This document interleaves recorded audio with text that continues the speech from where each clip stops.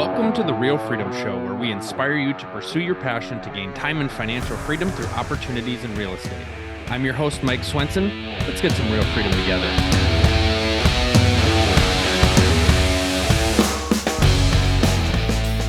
Hello, everybody. Welcome to another episode of Real Freedom, talking about real estate leveraged freedom, how you can utilize real estate to build the life that you want.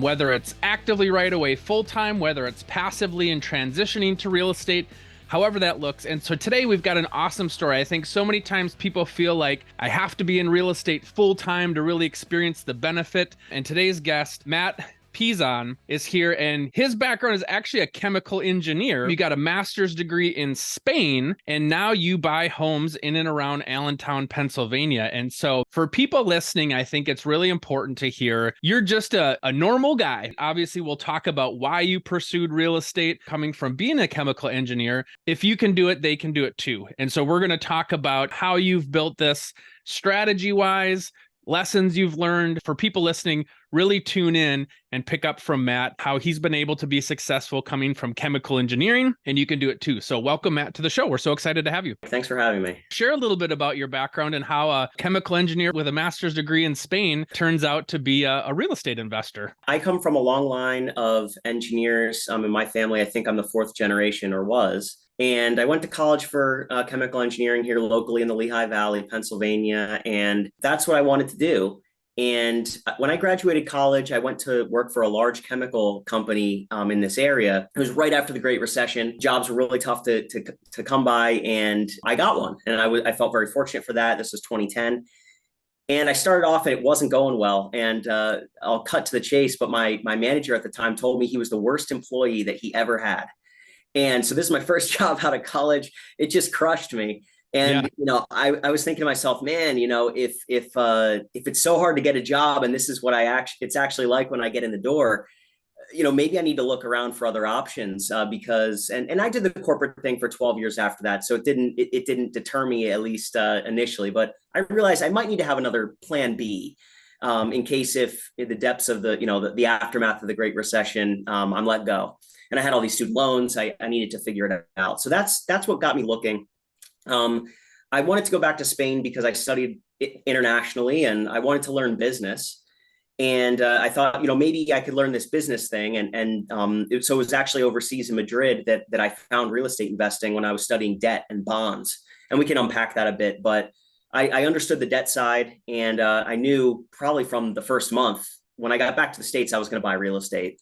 And that for me was how I could eventually get out of the corporate world of being kind of at the employer's mercy. And if your one boss thinks that you didn't do a good job, even if you did, you could be on the chopping block next. So that was my motivation. I've talked about this before. You're in a safe, stable environment until you're not. And that decision can happen quickly, or you can see the writing on the wall, or something changes in your current job. And so in your shoes, you talked about your first job in 2010 and making that transition in 22 to now being full-time. It was a process. I always just like to make the joke, how do you eat an elephant? One bite at a time. You didn't start deciding to invest in real estate and jumped in full-time. You were balancing a couple of things, and now you've had the opportunity to go in full-time, but it takes a little bit of time, and you've got to build that up. And I tell people it's kind of like pushing a snowball down a hill. It takes a little bit of time, but once it gets going, that momentum picks up. And so it's all about, you got to get started, get that momentum going so that you have more freedom of choice down the road. So talk about kind of your start into real estate, when you moved back, deciding what to invest in, how to put those things together, because you're working your job full time. I think a lot of people listening to this can relate. I'm working full time. I want to get into real estate. I don't know how to start. So share us your journey of how that got started.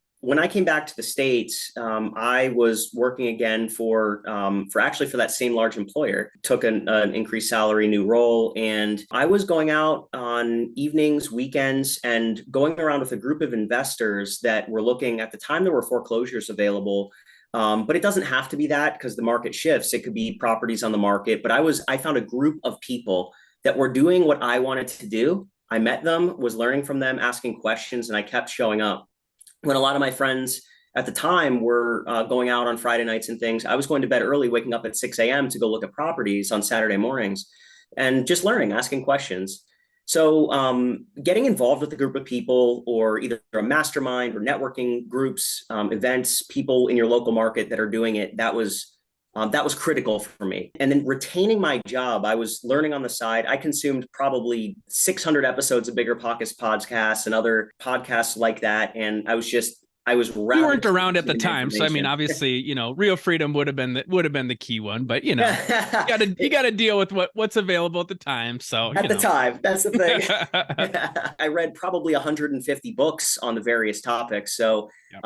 learning finance, learning property management, learning all these things. It was just education and finding that group of people in my market that I could trust. And I heard the stat somewhere where I think it's like the average person spends 300 to 500 hours learning about investing in real estate before they finally jump in. So I think the key for a lot of people, though, is there's that time you have to make the leap. And we talk about that a lot. It's the reason why in the Real Freedom logo, I have the guy jumping off a house, because you got to make that leap at some point. We can learn, we can study the theory, run the numbers, but you got to be able to make that first step and make that leap. So you're educating yourself, you're learning a lot about it. And then how did that first leap work for you? After I had a group of people, I was learning and reading, I was working on my personal finances. So I was getting my credit in order, making sure that I had cash savings. I had good employment, and I was retaining that employment because I was focused on how am I going to get the money to do this. So the people that I was around would teach me the how, or how do we repair things, find contractors, managers. I refinanced my car at the time. I had paid it off, but I took out the cash for my car that I then used as a down payment. I took out a couple of personal loans that had low interest rates at the time. And I just said, okay, I need this cash. I can pay back over time with my income. I understood debt to income ratios and what underwriters would approve. And I focused on my personal finances. Yeah, I think there's a lot of wisdom there too, because if you're going to get a loan from somebody, you've got to be loanable. You had to push those chips into the middle a little bit there. Yep. You had to take that risk to go from no car payment to a car payment, to take out those personal loans, because you're lining everything up to be able to go in on that first property. Well, that's right. And I actually worked the first 3 years before I did my MBA. I worked extra. I found other jobs and things. I cut my expenses drastically, and I just plowed it into paying off my student loans. So I had like 40 grand of student loans. I paid it off in 3 years. But then I felt weird because I was taking on more debt to now buy these homes. And I was thinking to myself, why didn't I just keep that cash? I could have started sooner. But you live and you learn. And if you understand how banking works, I wouldn't have had to pay those loans back. I could have started buying right away. So understanding what's higher interest rate or lower interest rate, what loans you can keep while saving for a down payment was key for me. My first flip, the proceeds we made from that is what paid off my student loans. Being able to utilize real estate to help get me out of debt, that was the key stepping stone for me, because I think I was paying $300, $350. Now this was 15, 18 years ago. So different time, different amount of student loan debt. But yeah, being able to utilize real estate to pay off debt is key. Yeah, I would have done it a little differently looking back. And I like what you did. I probably would have taken a page out of your book if I knew how.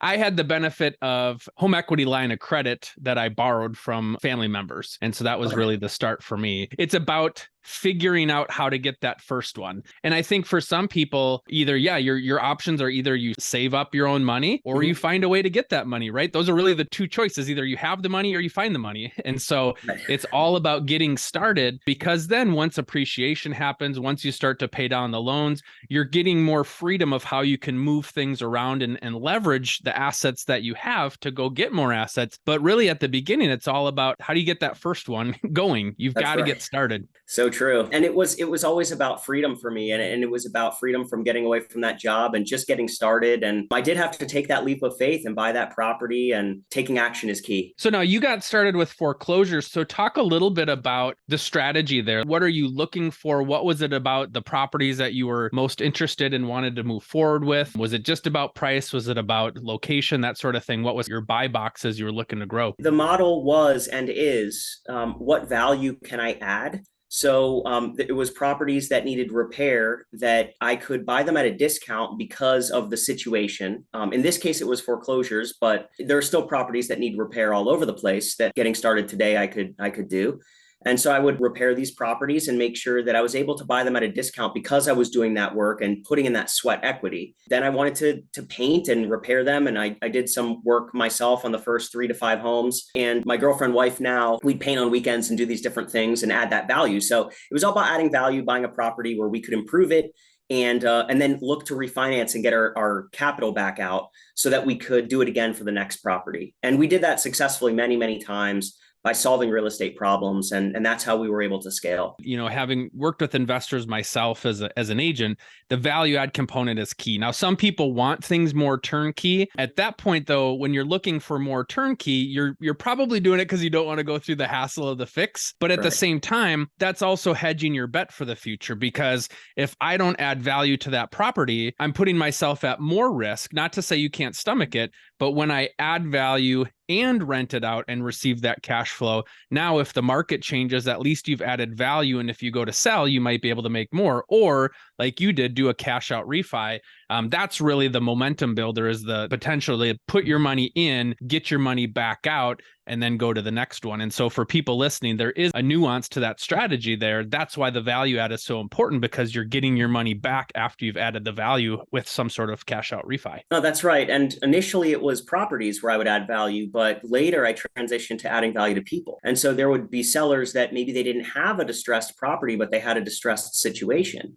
And so I was able to renovate that situation, and transitioning from renovating properties to renovating whatever the circumstance was for the seller. And that's what I transitioned to later, was whatever they were going through, whether they were behind on their mortgage, behind on taxes, tenant issues, whatever the situation was, I would take that on and solve it for them, create that value. And then in exchange, they were willing to pay me for that service in the form of a lower price. Real estate is not for the faint of heart, and it's not for everybody. And so for some people, like you said, there's issues, challenges, stress. Some people can handle the stress. Some people can't handle the stress, don't want the stress. Some people are gifted houses. Maybe a family member dies. Maybe there's a situation. And so you coming in as somebody looking to buy a home, you're a problem solver. You're somebody that's coming to help, and you're just figuring out at what price does that help to solve your problem. And if that works for them and works for you, great. If not, okay, maybe that's not the person that you want to work with at that particular time. So I love that adding value to people piece. That's right, because there were a lot of foreclosures and then all of a sudden there weren't. And so it was easier to find properties, and then it wasn't. And it's not as easy today. So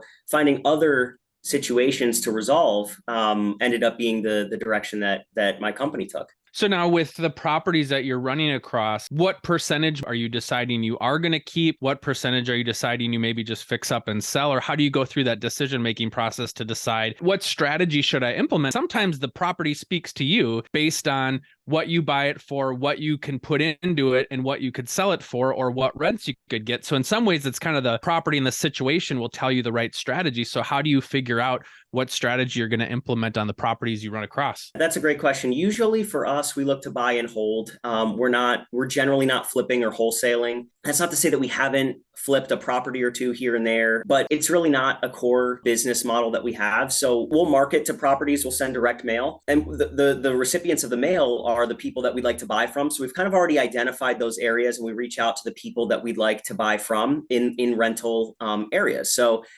we've kind of honed in on what we want to do and why. We have a team in place for management. We know the contractors that work on those properties. So we only really reach out to the people we know that we'd like to buy from. We do get web leads now that are kind of all over the place. And depending on the situation, if it's too far removed from our management operations or something else, we have repaired and sold properties that are really out of our core areas.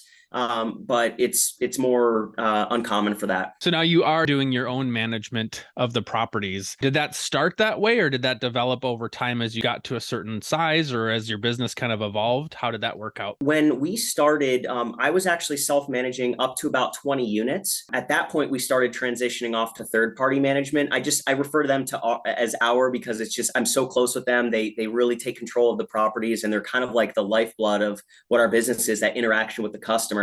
So they do, it's a third-party management company that is basically running all the back-end stuff. I focus on new sales, new opportunities. our processes and onboarding, and then they really take it from there. Once we close, onboard, I let them run with the back end stuff, so I can focus on new deals. I love stating our because they are a part of your team. When you're doing real estate, you need to build a team. It's your acquisition team, whether that's an agent, whether that's you yourself finding it, whether it's wholesalers, other brokers. You've kind of got your acquisition team, and then you've got your maintenance team. And for some people starting out, they might want to do all that stuff themselves and figure it out. For some people, it's like, do you want to have to learn that too, in addition to what you're already doing? And for some people, they might say, no, I don't want to take the time to learn. I'd rather leverage through a third-party company, because there is a ton of value there. When you have a solid property manager, that gives you time back. And yes, they charge money, but if they're doing it well, you're getting value for the money that you're paying them in the form of the assets being maintained well, and you get that time to go pursue other things. Well, that's right. And when I was working full time and trying to find new deals, it was everything that I could do to get to that freedom number. I needed to focus on acquisitions. And so I realized at around 20 units that my time was ending up focusing more on repairs and toilets and everything else. And I wasn't having the time for the acquisitions because I was focused on, which renewal was coming up and having that conversation and urgent repairs, weekend calls. And I wasn't able to grow the acquisition side. So I realized pretty quickly that I needed to find a trusted partner, and they still do over 90% of the management today. And so it was critical to find a good property management for scale and growth, if that's what the listeners want to do. Now, you mentioned you're in the Lehigh Valley area. So for those people that don't know, how large of an area is that from one of your properties to another? How far away are we talking here in terms of what you're purchasing? It's maximum 1 hour. The Lehigh Valley is about, it's 2 counties. It's about 650, 700,000 people in total. And then the surrounding counties with Berks County, it's about a million and a half if you look at some of the surrounding counties. It's just across the border from New Jersey. It's really close to New York and Philly. So we've done well with a lot of people fleeing those areas and coming here due to lower cost of living and stuff. So talk about how, as you were building and growing this real estate business, that tipping point to now where you're at the point where you're all in 100% on real estate versus being a chemical engineer. That was 10 years in the making. So I'll keep it as consolidated. It was a very calculated process because as an engineer, I'm risk averse. I put the safety factor on the safety factor, right? So I'm not the burn the boats, jump in type of guy. So for me, it was about, okay, well, I'm going to continue to accumulate properties. I looked at, okay, what's the cash flow from these rentals? How much is it going to take to achieve in the cash flow of the rentals, my current W-2 income? And then I really wanted to triple that before I said, well, I think I'm okay. And then after COVID, we saw a lot of appreciation in the market. And I realized, wow, I could sell 2 single family homes. And the tipping point for me was when I realized I could sell 2 single family homes out of my whole portfolio, and it would be my annual salary in what the equity was that I got. And I thought, you know what? While the banks love the stability and everything else, eventually there was enough liquidity as a cushion. There's a big enough balance sheet where I just realized, wow, there's the opportunity cost of staying was too high versus going out on my own, but it was hard to do. I remember I told my boss, and I just felt my heart sink because I was closing a chapter. I felt nervous. I wasn't happy. I was somewhat scared, but right move. So it was just that slow, consistent grind over many, many years, almost 10 years of buying rentals on nights and weekends, and letting appreciation happen to the point where between cash flow and appreciation, I vastly exceeded my W-2 income. And that was when I probably waited too long, but that was the decision that I made. Now, is this something in terms of your side business with real estate? Is this something that you actively shared with your employer and friends and family? Was it like, oh, yep, Matt, we know now it's time? Or is it, oh, you've just kind of been doing that on the side and still showing up and doing your job? And how much were those two worlds kind of mixed in terms of your transition? They weren't mixed. When I was earlier in my career, I would talk about it, and I saw that people thought, well, Matt, he's kind of doing this real estate thing. He's probably not going to be a long-term employee for us. And so when I changed companies, I was 6 years with the first employer, 6 years with the next employer. And I didn't really talk about it at all because, frankly, people have a lot of hobbies and other things they do. And, I didn't know everyone's, what they do with their Right. family members on weekends or whatever. It really wasn't my business. And I realized it's not really their business. A lot of people like to go to football games or baseball games or play music or whatever. And I bought real estate. And so it wasn't really their business. I got great reviews at work. I exceeded expectations on the rankings for many years in a row. And, it was my hobby. So I didn't mix and I kept it to myself because that was my hobby. Every employer's different. Every situation's different. You don't necessarily want them to think, oh, I don't want to promote Matt or I don't want to recommend Matt for this because this is only a placeholder for him because he's doing that real estate thing. You've got to be smart enough to know how are they going to perceive that. For some people, yeah, it might be, I love what I'm doing here. I'm going to give you everything that I've got and I'm doing this on the side. I've seen people with that. But for your situation, it was like you said, some people are doing their hobbies on the weekend. Your hobby just happened to be real estate investing and building your portfolio. That's exactly right. It was a hobby for me that became then my full-time vocation. Talk a little bit about next steps for you. What are you looking to do now that this transition happened within the last year? So what are you looking to do now that you're in real estate full-time? I have been really focusing on scaling our systems and processes. With my assistant, we've built hundreds of documents of this is what you do in this situation, our onboarding, our employee knowledge assessments, and really building out the framework for an enterprise. Because I want to be able to point to a document that says, do this, do this, do this, and create procedures, just like I had in the corporate world. In the corporate world, in chemical engineering, there needed to be an inspection process, a procedure, because things could go wrong quickly if processes weren't followed, inspections weren't done right. And so I took that mentality, and I think that anyone listening could take what they learned in a corporate job, look at how the companies run, whether it's HR, accounting, legal, anything that you do in operations, sales, and break it down to those processes and procedures. And that's what we're doing right now, and really focusing on educating our team, training our team, and building those processes out. So that's been a 6 to 9 month process and to really create that, but we're almost done.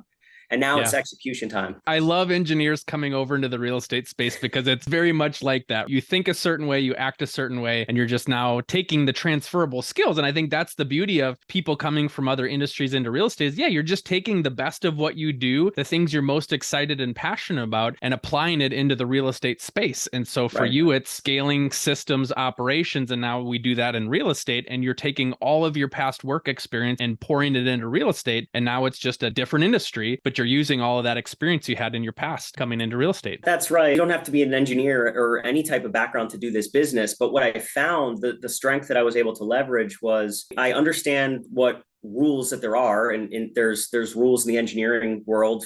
Gravity, you throw something up, it comes down. Like, you can apply those rules, and if you understand what they are, you can get an outcome. And I speak Spanish. I did my MBA in Spanish in Spain, and there's rules. And if you follow the language, the linguistics, noun, verb, you can communicate. You can say whatever you want, but you have to know what the rules are. It's the same in real estate or in music. I play the violin, and it's the same thing. You can play whatever notes you want as long as it's within that key. It's the same in real estate. If you know the rules, you can play by the rules and win. You just have to know the rules. That's why education was so important to me.